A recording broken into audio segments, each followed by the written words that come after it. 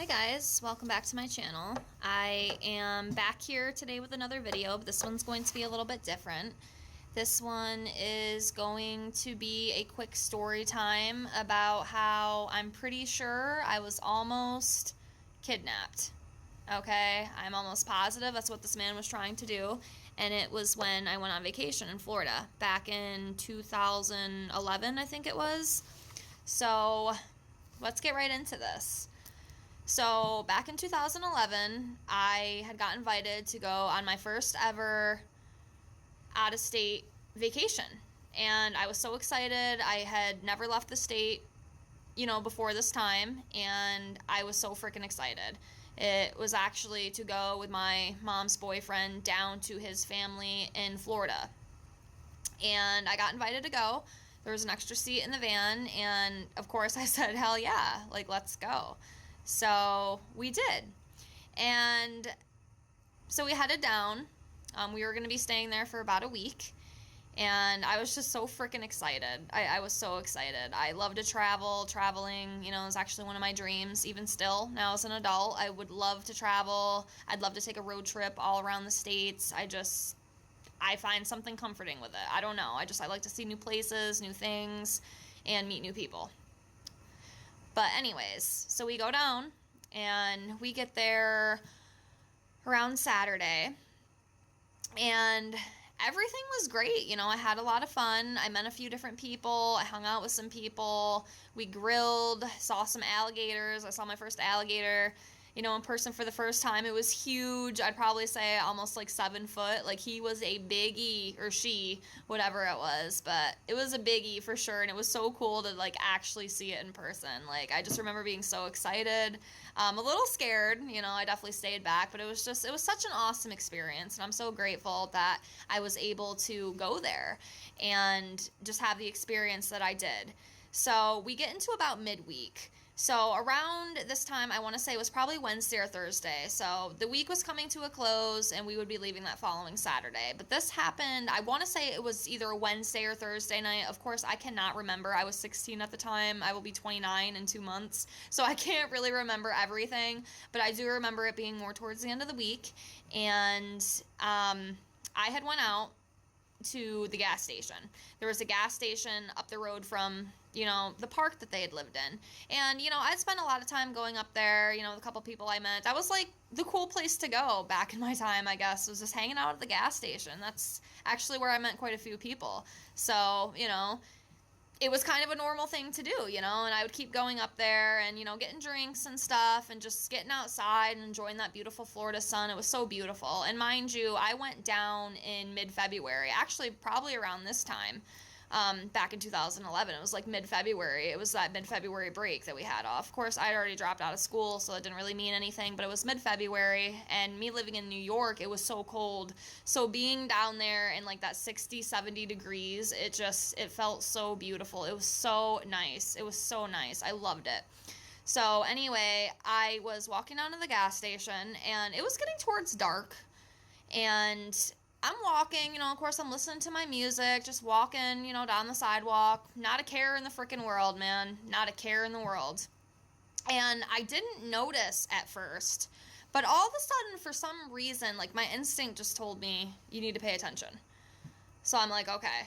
So I'm looking around, at my surroundings, and I noticed this blue truck go by. And it was an African-American male. It doesn't really matter, his race, but he was an older black man, and he was in a blue truck. It was one of those Chevy S10s.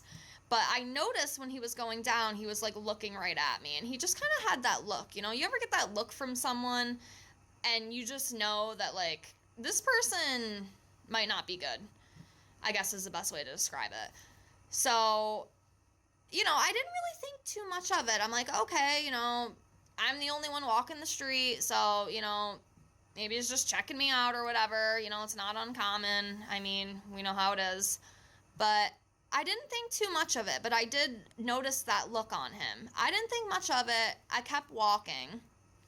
At this point, I'm kind of looking around more because my gut instinct just told me, pay attention. So I'm walking. I get about probably 5 minutes up. And mind you, this gas station was probably about a 15-minute walk. It wasn't like right there, it was up the road. So, you know, it took about 15 minutes each way. So I'm getting a little bit closer. I'm probably another 5 minutes in, and then I happen to look, and there's not a lot of traffic. There's some traffic, but not a lot. And I look over again, and I see that guy. Now he's in the opposite lane going back up this way. First he was coming down this way. Now he's going back up this way. And he is just staring me down like a hawk, looking at prey. Like, I'm telling you, like, I just got this really weird feeling. I'm like, oh my God, like, I don't know about this. Like, something just feels weird. He just gave me that look. I cannot describe it, but it was just this look, and it scared the crap out of me.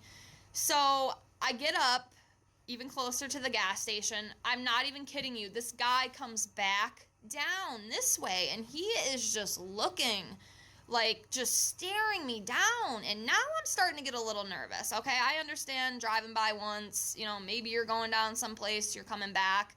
But the fact that he did it the third time, that's when I really started to get scared. I'm like, dude, something's wrong. So I start to panic a little bit. I get to the gas station, and I get in there and get my drinks, and then his truck pulls into the fucking gas station parking lot. So after he came back down this way, mind you, the gas station's up here, he turned around, did a U-turn, and went back up. So he went back into the gas station, and why I didn't say anything, I don't know. I was so close to telling the cashier that I started to feel uncomfortable because, you know, like I said, after that third time when he came back down, and he's making it obvious. He's not even trying to hide it. He is making it obvious, you know, that he's looking at me. And I almost told the cashier. I didn't, though. Like, I thought that he'd think I was crazy. You know what I mean? You know that feeling, like you're just too scared to say something because you think somebody is going to laugh at you or not believe you, I guess. So that's kind of how I felt. And he just sat out in the parking lot. He didn't even come in. I was so close to telling the cashier, like, dude, this guy, like, he's following me. So I didn't say anything, and when I walked back out, he had just, like, pulled out of the parking lot, so he was already gone. So I knew on the way home, you know, I took the earphones out, you know, because I was jamming out to my iPod. I'm like, yeah, we really got to be on guard, because now I'm starting to get this really not so good feeling in my stomach, and I really started to get anxious. And, you know, by the time I got down the road, I definitely regretted not telling the cashier. Not that he would have been able to do anything, but maybe he could have, like, called the cops. They could have escorted me back to my mom's boyfriend's mother's house. But anyways, I freaked, and I didn't know what to do. And I shit you not, here he comes, coming back down the road, and he's just staring at me. I'm like, oh my God, like, this dude, like, he wants to kill me. Like, I swear, like, he wants to kill me. And then he turned around and went right back down my way, and he's going even slower now.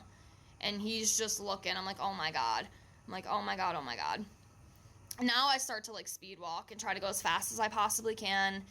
And I'm like, oh shit.